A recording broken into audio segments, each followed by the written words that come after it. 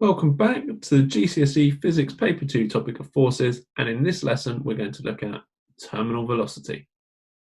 Before we start, remember the top tips for getting the most out of these lessons. Do not have any web pages or windows open that will distract you. Answer all the questions, they will help to make sure you understand the new content. Switch off your phone, or at least have it in a different room, it's the biggest distraction you've got. And finally, try to complete the lesson in one session. It will really help you to understand what has been covered. The plan for this lesson, as always, we'll start with some retrieval practice. We know we need to go over previous topics to make sure we don't forget anything. We'll have a look at the new concept of terminal velocity. You will have some time to embed those key concepts before it's your chance to have a go and develop your understanding with some practice work. So what you're going to need is a mini whiteboard or pen and paper, possibly some revision cards for the retrieval, an exercise book or notepad for the instruction stage so you can write down that new content, a mini whiteboard, pen and paper, or someone who can quiz you for the embedding, and an exercise book or notepad, again, for the practice work. Pause this video and get yourself organised. Let's start with some retrieval practice. Here's the first retrieval slide. Pause the video and answer the questions on some paper or on a mini whiteboard. Here are the answers. Any you couldn't answer or weren't sure about, you should write down on revision cards or in a notebook so you can go back over them later. Pause the video and do that now. The second retrieval slide, pause the video and give these questions a go.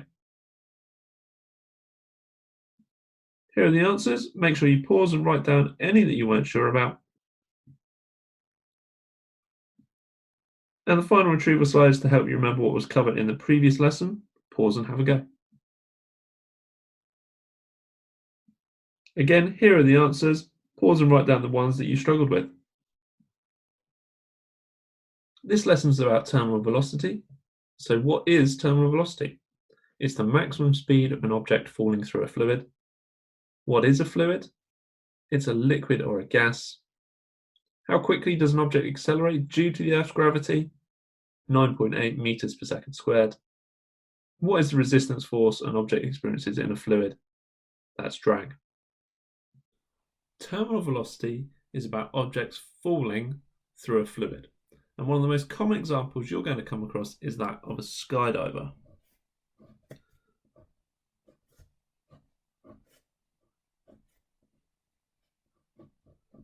So there's our skydiver. When they jump out of a plane, they're going to fall downwards, and they're falling because of gravity. As they fall, though, and they're falling through the air, they're going to hit all of the air particles. And hitting those particles creates some resistance, and that resistance is called drag. As you can see, the force of gravity is much bigger than the force caused by the drag. So this means we have a resultant force downwards. If we have a resultant force, the object's motion is going to change. In this case, they are accelerating. So we have an acceleration, and the acceleration because of Earth's gravity is 9.8 meters per second squared. As they fall and they move faster and faster and faster, accelerating at 9.8 meters per second squared, they're going to hit more and more air particles. As they hit more and more air particles, the drag is going to increase. There's more resistance from all of the air particles that they're hitting. But the force of gravity does not change. So that means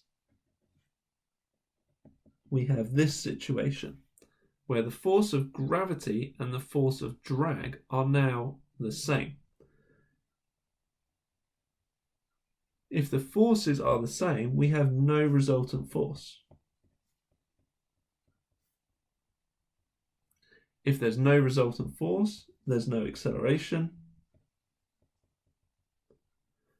And if there's no acceleration, the object has now reached its terminal velocity, the maximum speed that it's able to travel at. at some point our skydiver is going to open up their parachute.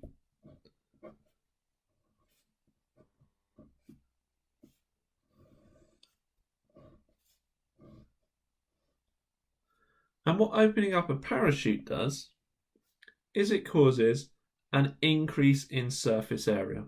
And an increase in surface area will cause a huge increase in drag, because there's more air particles hitting that object.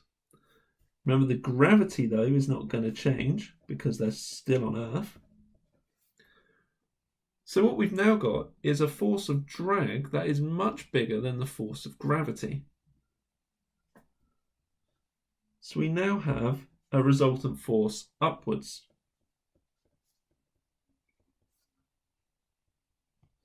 That resultant force upwards causes deceleration.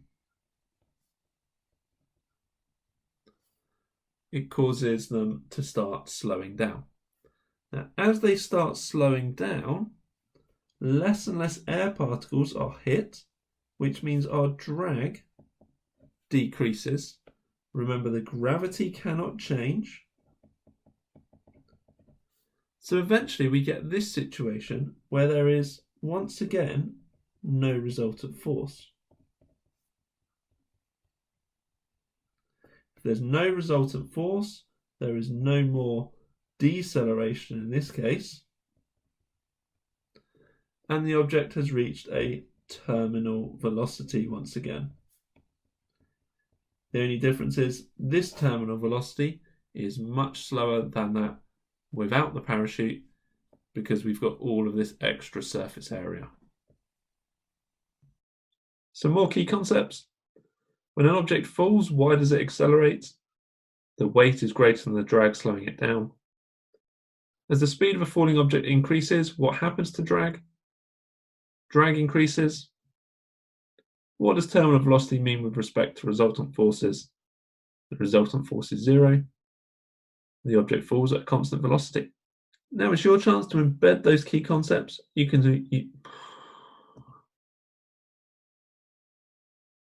Now it's your chance to embed those key concepts. You can use the look, cover, write, check method, or get someone to ask you the questions and you try and answer them. Pause the video and do this now. Now it's time for you to practice using the concepts we've covered in today's lesson. Pause the video, open up your exercise book or notepad. Here are the practice questions.